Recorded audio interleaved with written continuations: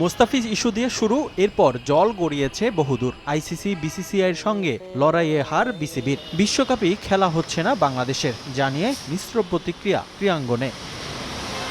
ভারতে বাংলাদেশি ক্রিকেটারদের নিরাপত্তার ঝুঁকি দেখলেও দেশের ক্রিকেটের স্বার্থে বিসিবির আরও দায়িত্বশীল ভূমিকা পালন করা উচিত ছিল বলে মনে করেন ফুটবল দলের সাবেক অধিনায়ক ও বিএনপির ক্রীড়া বিষয়ক সম্পাদক আমিনুল হক। আমার কাছে মনে হয়েছে যে কোথাও না কোথাও কমিউনিকেশনের অভাবের কারণে এটিকে আরও সুন্দরভাবে সমাধান করা যেত। আমার ক্রিকেট বোর্ডের ক্রীড়া কূটনীতির মাধ্যমে এই সমস্যাটি হয়তোবা আমরা সমাধান করতে পারতাম।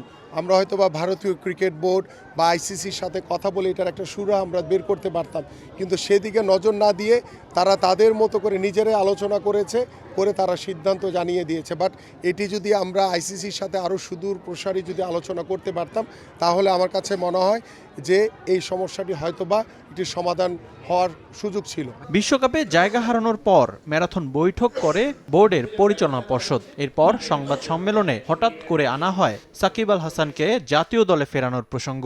বিষয়টিকে শাক দিয়ে মাছ ঢাকার মতো বলছেন সাবেক ফুটবলার। এটা তো রীতিমতো স্ট্যান্ডবাজি আমি বলবো, কারণ হচ্ছে যে সাকিবের বিষয়টা সিদ্ধান্ত নিবে রাষ্ট্রের আইন। এটি সিদ্ধান্ত তো ক্রিকেট বোর্ড দিতে পারে না, কারণ সাকিবের যে ইস্যুটা রয়েছে সেটা রাষ্ট্রের আইনের বিষয় রয়েছে।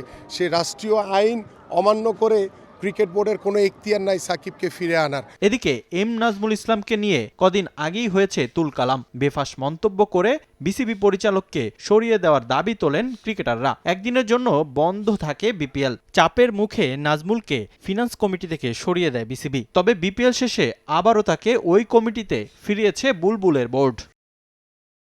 ক্রিকেটারদের পারিশ্রমিক নিয়ে মন্তব্যের আগে তামিম ইকবালকে ভারতের দালাল বলেছিলেন এম নাজমুল। এমন বিতর্কিত ব্যক্তি দিয়ে বোর্ড পরিচালনার সমালোচনা করেন আমিনুল হক। ক্রিকেট বোর্ডে এমন কিছু যারা ডিরেক্টর হয়েছে, আমার কাছে মনে হয়েছে যে তারা ক্রিকেটের কও জানে না, তারা ক্রিকেটের সাথে কখনো সংগঠক হিসেবে কাজও করেনি।